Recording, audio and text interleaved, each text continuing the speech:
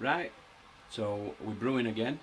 In today's brew, we're doing another Crafty Brews all grain recipe pack, and it's the Velveteen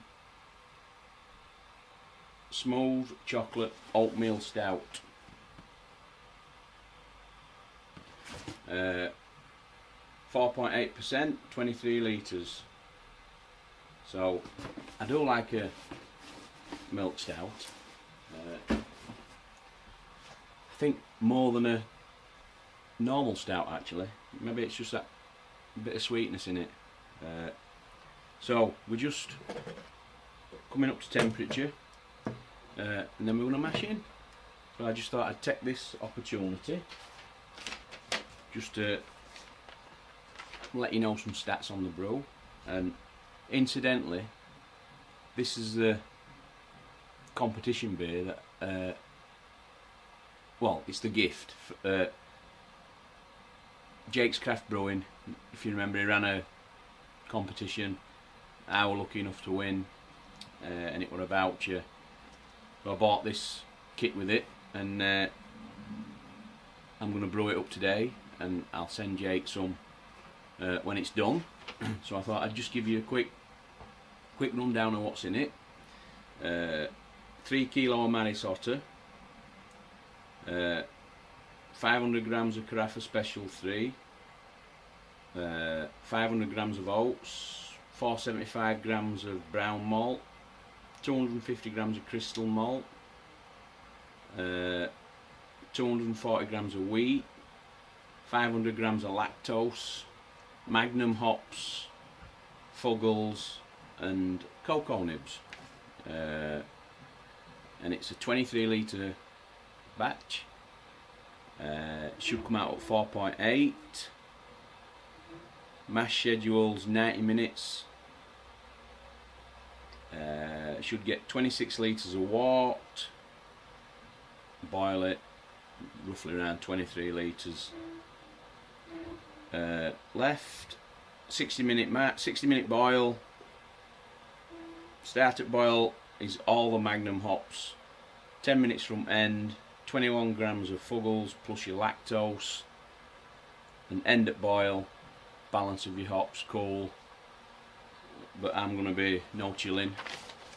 I'm getting quite into this no chill. Cuts some time off your brew day, and so easy. Straight into a cube and then come back next day. Fermenter, done. So like I said, we've got lactose, magnum, fuggles, cocoa nibs, and there's 2 bags of grains, malts and what have you, and its yeast, the scent is a SO4. So we're just coming up to temperature. I'll mash in. I might come back and talk to you some more. We'll see. Catch you later. Right, we've now got his water up to sparging temperature, and we're just going to take a couple of jugfuls off till it runs clear. And that's coming out really dark.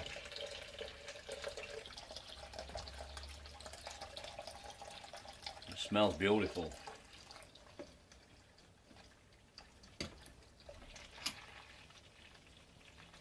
So we'll just draw 2 or 3 of these off.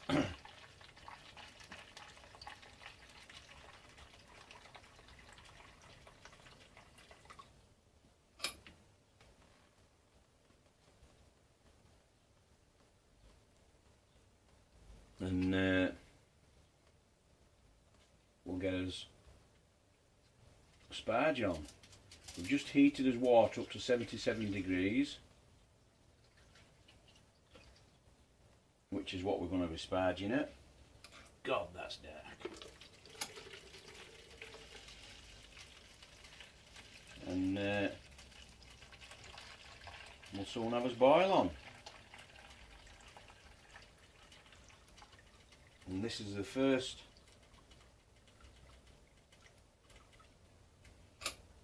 stout I've ever done in a all grain, so I'm really looking forward to seeing how this turns out. And I've looked online at some reviews of this beer, and I haven't seen one bad one, so hopefully I've picked a good one. So that, I think, will do. That seems to be coming out quite clear, there's no bits.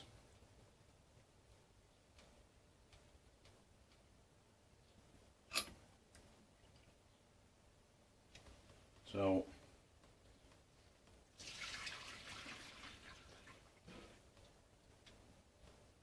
we'll start with sparge. So we've got a sparge running nice and steady, and I just thought I'd show you what sort of colour it's coming out like. You can see we're just doing it old school, steady trickle in and a steady trickle out, and you can see coming out really dark. So hopefully we're on for a decent brew. We've just come up to a boil now, so we're just gonna switch fan on just to get that steam blowing out at shed door. And we've got us first edition of hops, 20 grams of Magnum straight in.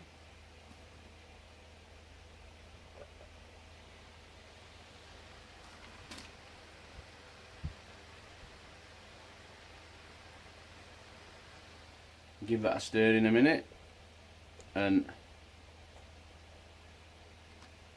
we've got another addition 10 minutes from end, and then at flame out another addition. Oh, and with that 10 minutes to go, there's a bag of lactose to go in as well, so we'll come back when we're going to put that in. So it's time for his 10-minute addition in, so we'll drop them in, and that's the fuggles, and we have to just drop the knife bag of lactose in. Lactose, milk, sugar. Now, if I'm not mistaken, is lactose an artificial sweetener?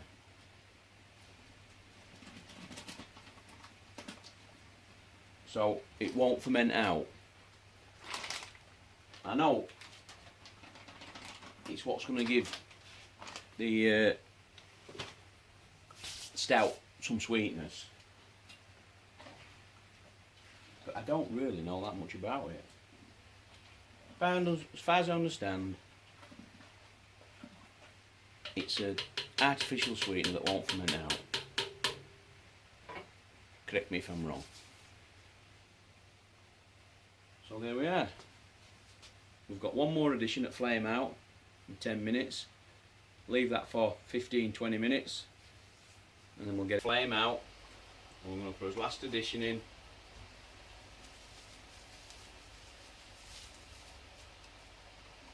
And just give him a quick little bit of a mix in.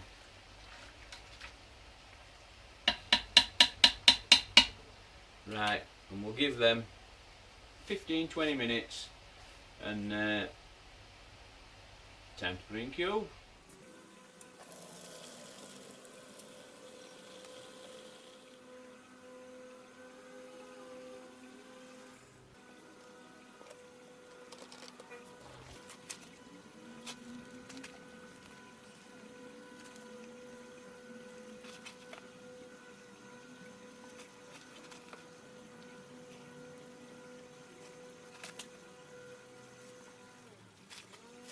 Right, so it's next day, and got his water here, and it's cooled down. So all we're going to do is tip it straight in his bucket and pitch his yeast. Just a matter of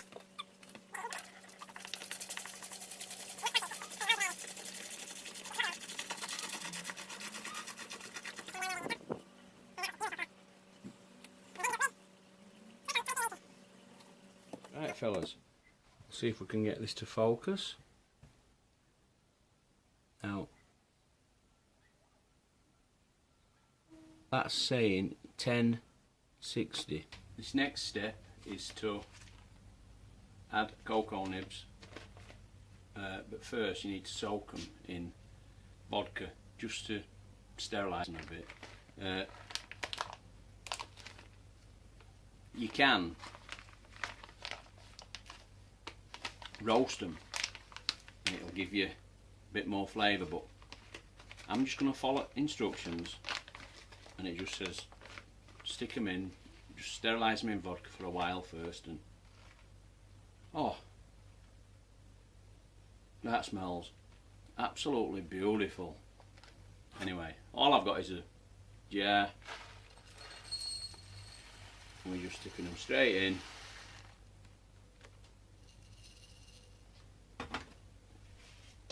And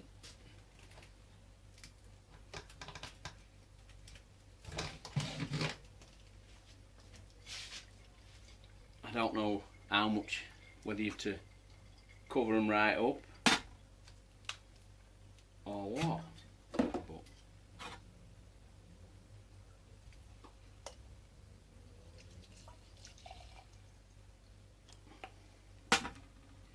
one thing, we're going to have some chocolate flavoured vodka after this, so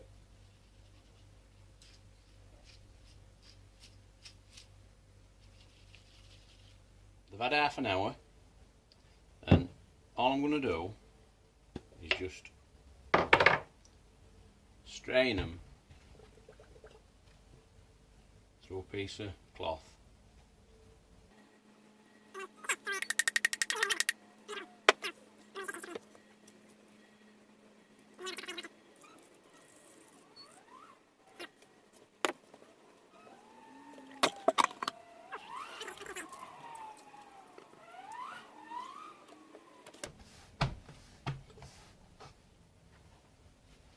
So hopefully I've done that right. We'll find out.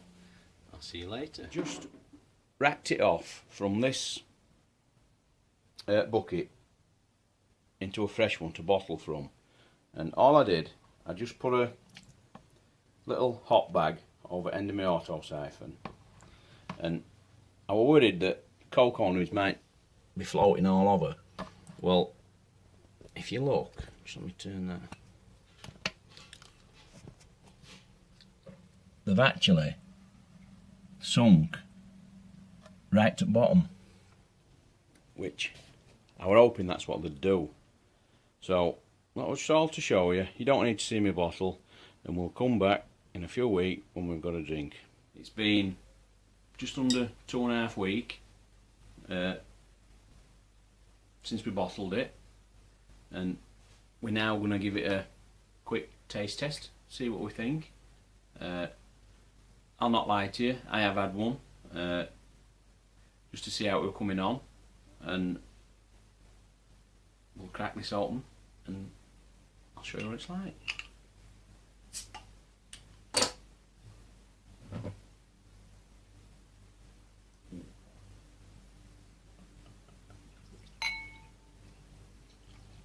Now this has been in fridge, it's been chilled.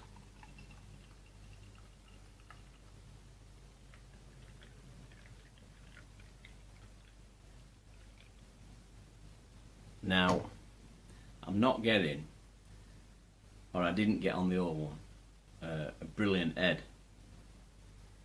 but because it's still a little bit young, I think that'll come. I hope it will anyway. There you have it. It's as black as you like, and the smell coming off it is chocolate. Very, very strong chocolate. It smells beautiful. And it's a bit of a, it's a rich, dark chocolate smell. And I can only assume that that's the cocoa nibs that were in it. It smells absolutely delicious. So, cheers everybody, we'll go in.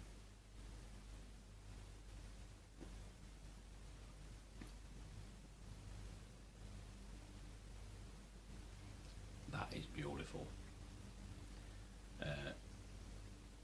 I did say that if you watched my top 5 beers video that I did a few weeks back, I did think them 5 beers would change, and they have. This is well up there in my top 5. First all grain stout I've ever done, and it's fantastic. Really is. You're getting a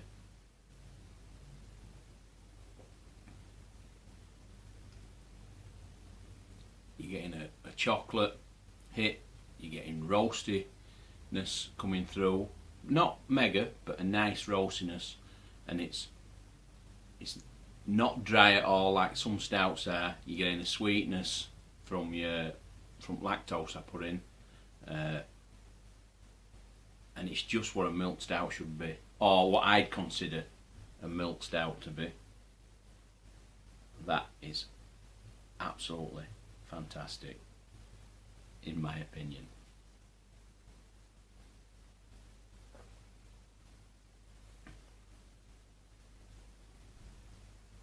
That is beautiful.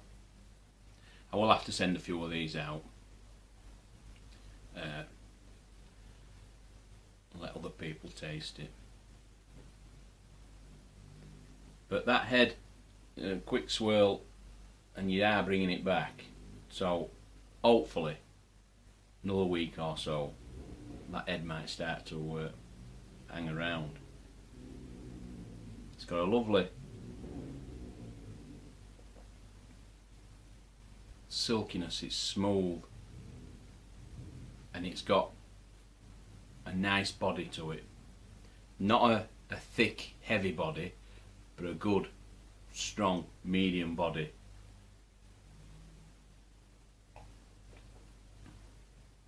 Velvety smooth, and I've purposely not overcarbed it, or hopefully I didn't overcarb it. I think I put 80 or 85 grams of brewing sugar in, because with stouts I've found, and dark beers, they can carbonate themselves, and if you're putting them away and you're going to leave them for a while, they tend to, or the ones I've had, turn into gushers. They can be alright first couple of months, 3 months, and if you've saved them any longer, they've been turning into gushers. So purposely left it a little bit low in anticipation of that. But we'll see. But personally, I'm very impressed with that. That is a top-notch milk stout. So there you go, boys. Hope you've enjoyed it, and I'll catch you next time. Cheers, everybody.